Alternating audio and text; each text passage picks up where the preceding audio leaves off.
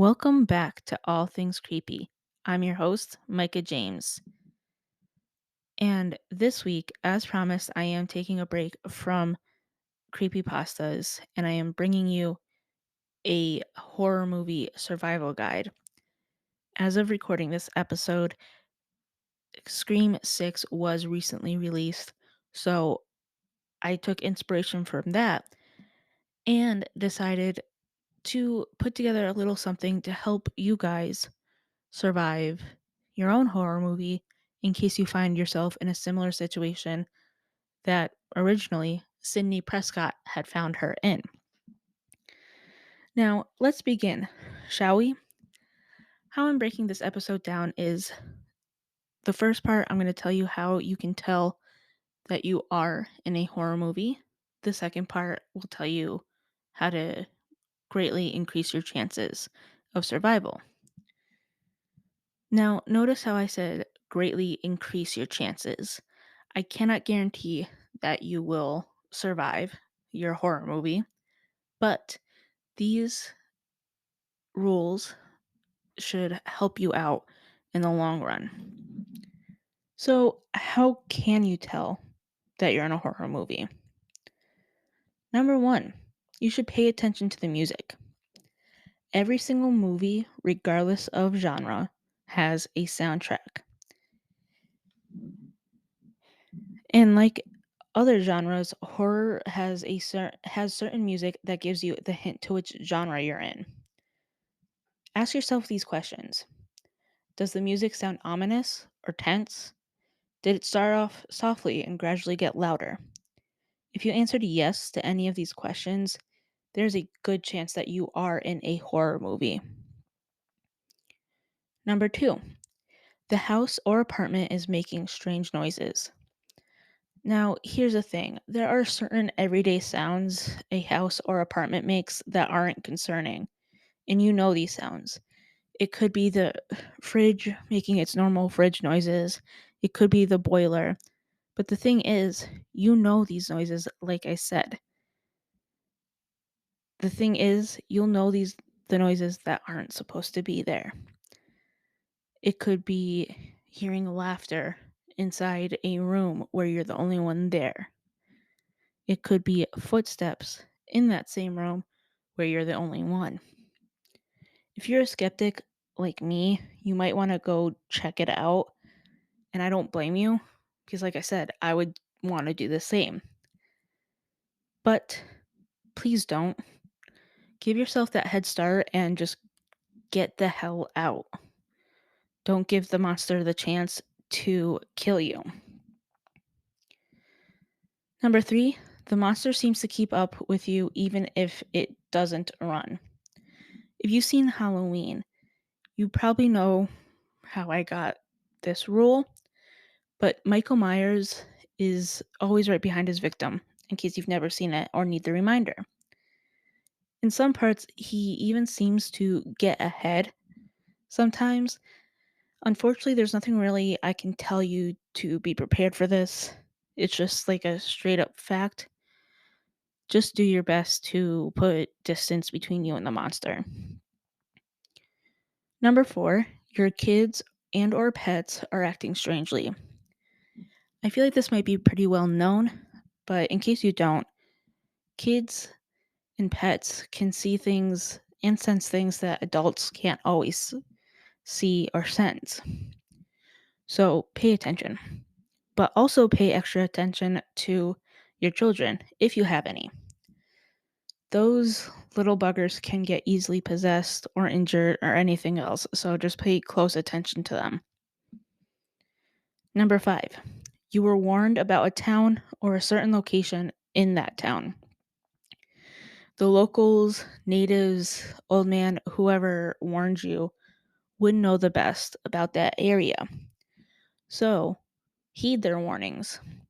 If it was about the town as a whole, get the hell out of there ASAP, if you can. If it was about a certain location, for the love of all things good, please do not go there. That shit that was in there can and probably will follow you home. Number 6. An inanimate object starts moving, speaking, or otherwise doing spooky stuff it shouldn't be doing. This goes especially for dolls and other similar toys.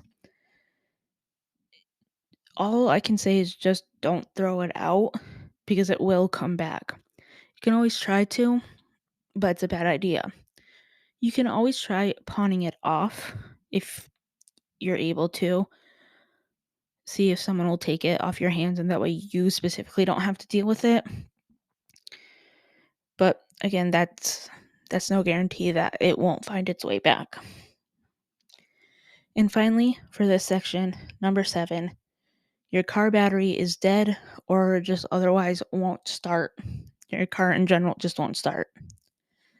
The best way to combat this is to constantly make sure your battery is charged up and up to date as possible, and always make sure that your tank is full, at the very least, mostly full. You want to make sure that it's more than halfway full at the very least, like absolute very least.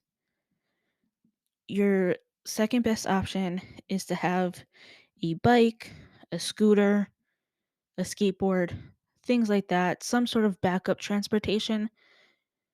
Sure, it's not as fast as a car, but it'll hopefully get you sort of some sort of distance between yourself and the antagonist. Now, with all that out of the way, we're going to talk about how to survive this shit. And here's the thing, before I get into this, fear does weird shit to your brain. So some of this stuff will be no-brainers because hopefully at this moment you're not too scared. So with that being said, just bear in mind I'm telling you this stuff because if you are stuck in a horror movie situation, fear is going to do weird shit to your brain. So the first and possibly the most important rule is that there's strength in numbers. Again, right off the bat, I'm starting with potentially the most no-brainer thing out there. But this is just so important. Unfortunately, some people might die. I know the I know that the main goal is to leave with everybody alive, but it's better to leave with 90% of your crew than 0%. But again, strength in numbers, do not leave your group. And with that, number 2, if you are going to split up with the group, take someone with you. You could potentially just be going to the bathroom. Maybe you're going on a supply run. Doesn't matter, take someone with you because 4 eyes are better than 2 and 2 brains are better than 1. Plus, you also have 4 ears, so that's doubly looking out and hearing out. And God forbid it comes down to it, use your buddy as a human shield. But at the end of the day, I won't lie, you kind of have to protect yourself, look out for yourself, but do your best not to kill your friend. Number 3, invest in non-firearm weapons. The thing is, this is a typical rule for zombie flicks, and like it's especially true for those kinds of films. However, a non-firearm will help you so much even in those non-zombie instances, because as far as you know, there could only be one monster, but if you shoot that gun, you might end up calling its friend, its much stronger and scarier friend. So be safe, bring a crowbar or a bow and arrow, anything that's more silent than a non-firearm. Number 4, whatever you do, don't go up. Don't do it. The only exception to this rule is if you have some sort of escape route. Maybe you have one of those like fire ladders or something like that. That's fine. Otherwise, if you don't have that backup plan, Say your last goodbyes. This could be your last goodbyes to your friends, family. Hell, it could even be your last goodbye to a limb, because you might be jumping out of the second story or higher, and that's a great way to lose a limb. Number 5, dump the person suggesting the splitting up of the group. Again, this is kind of going back to rule number 1. The thing is, if he wants to do it so badly, let him go by himself. He is, without a doubt, going to get the entire group killed. If you are that guy who is suggesting that people split up, you have one of two options. Be on the safe side and shut up and stay with the group, or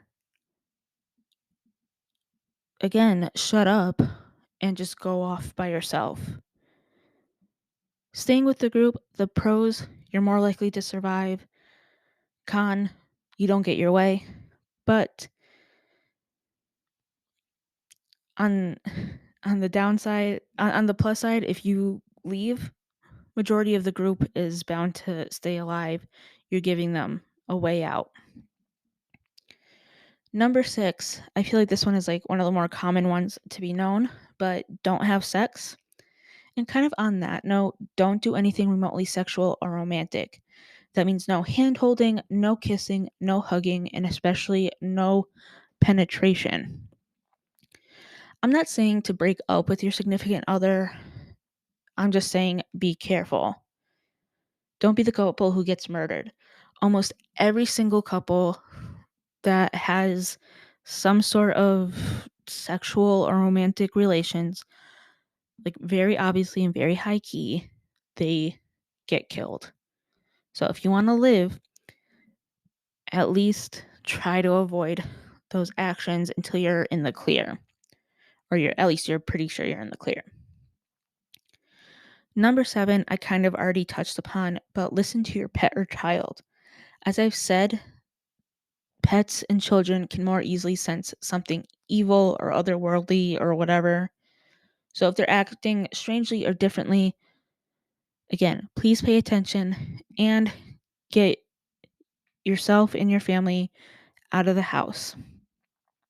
If it is attached to the pet or child, contact your local religious leader, whatever kind of religious leader that they are. 8, again, I kind of touched upon this, but if something is abandoned, there's probably a good reason. It's a very common trope. Every abandoned place is just super fucking creepy. And again, there's probably a good reason for that.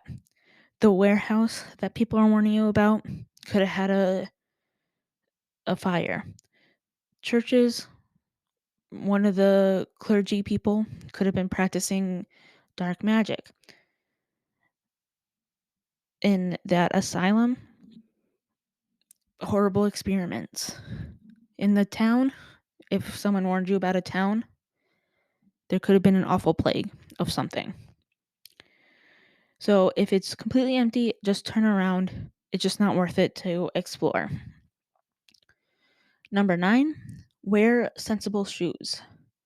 Again, this might be another super no-brainer, but again, fear does things to your head. You will have to run, there's no doubt about it. So just wear shoes that will allow you to run. Number 11. Number 10. Sorry. Number 10. Wear sensible clothes. This kind of bounces off the last rule. Something that you can easily run in. If you are going to wear a skirt or a dress, make sure like it's flowy enough where you can easily run, but not so flowy that the killer can grab you. Number 11. If you think the villain is dead, do not go to check. Because best case scenario, it really is dead. Don't worry about it. Worst case scenario, it isn't. If the body is still there, there is that chance it's going to pop up and grab you. We don't want that. Just keep walking.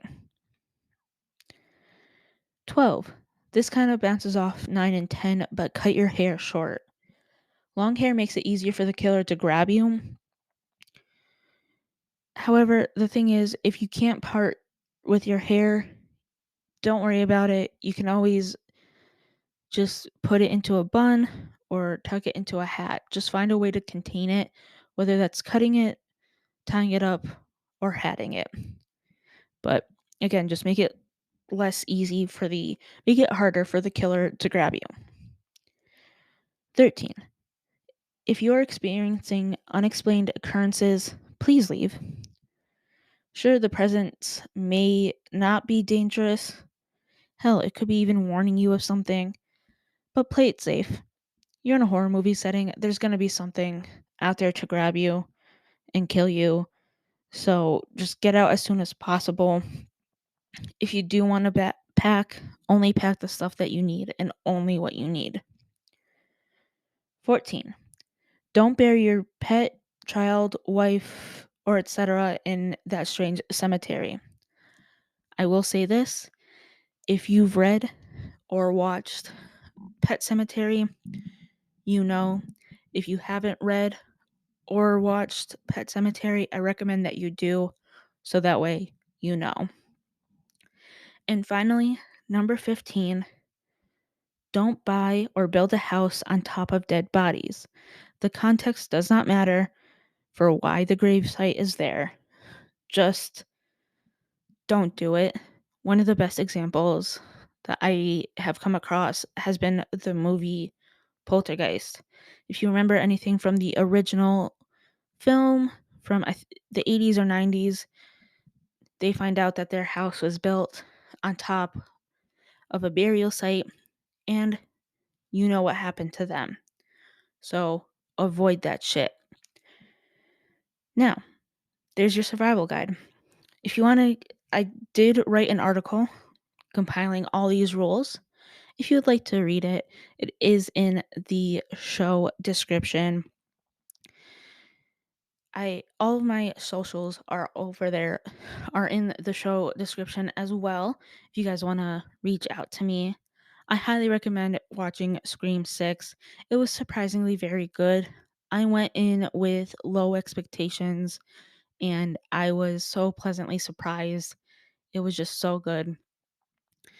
Uh not maybe not the best Scream movie for sure, but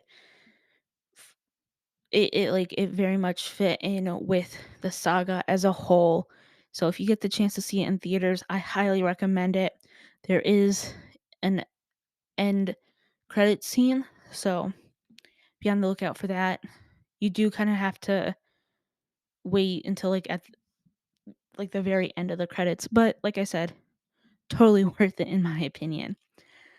Next episode is going to be 50 haunted places in the 50 United States. If you guys have any ideas, please reach out to me. Again, all of my socials are going to be in the show description, but I am on Twitter, Instagram, and Tumblr. You can always email me too. I will see you guys very soon.